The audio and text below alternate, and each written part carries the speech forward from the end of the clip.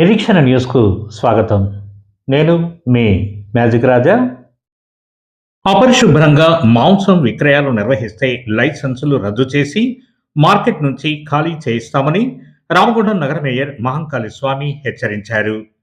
శనివారం 39వ డివిజన్ శివాజీనగర్ కూరగాయల మార్కెట్ను deputy mayor Patipalli Ellaiah, corporator Tipparapu మానసతో కలిసి పరిశీలించిన ఆయన మాంసం వ్యర్థాలను కాల్వల్లో వేయడం, చెత్తను నిల్వ ఉంచడంపై ఆగ్రహం వ్యక్తం చేశారు. పశువధశాలను వినియోగించాలని, నిషేధిత ప్లాస్టిక్ వాడితే చెత్తను బయటవేస్తే జరిమానాలు విధించాలని అధికారులను ఆదేశించారు. మార్కెట్లో చెత్త, పూడిక, శిథిలాలను తొలగించి కూరగాయల వ్యర్థాల రీసైక్లింగ్, కొత్త రహదారి నిర్మాణానికి చర్యలు తీసుకోవాలని సూచించారు. అనంతరం లయన్స్ క్లబ్ ఆఫ్ రామగుండం ఆధ్వర్యంలో శానిటేషన్ సిబ్బందికి నిర్వహించిన అల్పాహార కార్యక్రమంలో పాల్గొని 1000 రోజులుగా నిరంతరం అల్పాహార వితరణ చేపడుతున్న నిర్వాహకులు తానిపర్తి విజయలక్ష్మి, గోపాలరావు, బంక రామస్వామి, రాజేందర్, తిలక్ చక్రవర్తిని అభినందించారు. ఇంకా ఈ కార్యక్రమంలో పలువురు కార్పొరేటర్లు, నాయకులు, తిప్పరపు శ్రీనివాస్, మున్సిపల్ అధికారులు, సిబ్బంది పాల్గొన్నారు.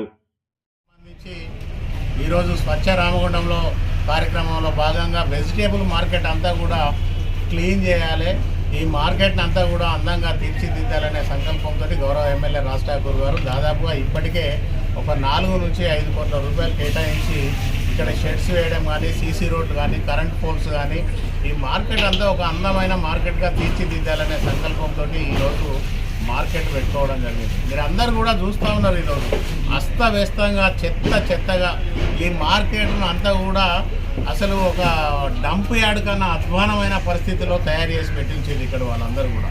కనీసం ఇక్కడ నిలబడలేని పరిస్థితి ఆ స్మెల్కు అదంతా కూడా.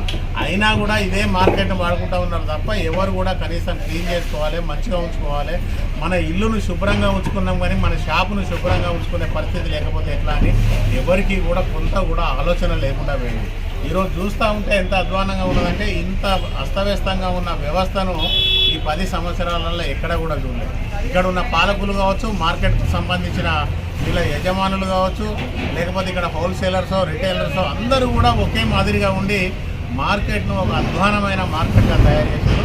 ఖచ్చితంగా 10 నుంచి 15 రోజుల లోపల ఈ మార్కెట్ అంతా నీట్గా ఉండాలి. పెయింటింగ్లు కానీ, ఇక్కడ ఎక్స్ప్రెషన్లు కానీ ప్రతిదీ కూడా అందంగా నిర్మాణం చేసేందుకు ప్రయత్నం చేస్తూ ఉన్నాం. మార్కెట్లో ఉన్న హోల్సేలర్స్, రిటైలర్స్, వ్యాపారస్తులు అందరూ కూడా మటన్ షాపులు, చికెన్ షాపులు, ఫిష్కు సంబంధించిన వాళ్ళు, వెజిటేబుల్ వాళ్ళు కూడా ప్రతి ఒక్కరు కూడా సహకరించవలసిందిగా కోరుతా ఉన్నాం. ఇది మీకోసం, మీ అందరి కోసం ఒక అందమైన మార్కెట్గా తీర్చిదిద్దేందుకు ప్రయత్నం చేస్తూ ఉన్నాం. దాంట్లో ప్రతి ఒక్కరు కూడా భాగస్వాములు కండి, కలిసి రండి. డ్రైనేజీ వ్యవస్థ అంతా క్లీన్గా ఉంచండి. మేకలను కూడా ఇక్కడే కోసి ఆ కచ్చర అంతా కూడా ఇక్కడే కాలువలలో వేయడం వలన కనీసం ఎవరన్నా కస్టమర్లు వస్తే నిలబడలేని పరిస్థితి.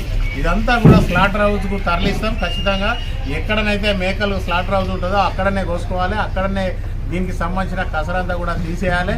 ఫిష్ మార్కెట్ వాళ్ళకు సంబంధించి రోజు కూడా చెత్త ఏదైతే ఇదంతా తీస్తూ ఉన్నారో దాన్ని ట్రాలీకి ఇవ్వాలి, లేదు అంటే కూడా షాపులన్నీ రద్దు చేసి తీసేస్తాం.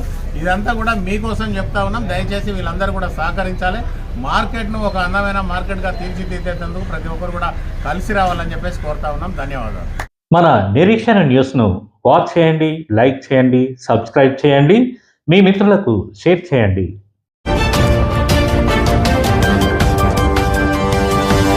Thank you.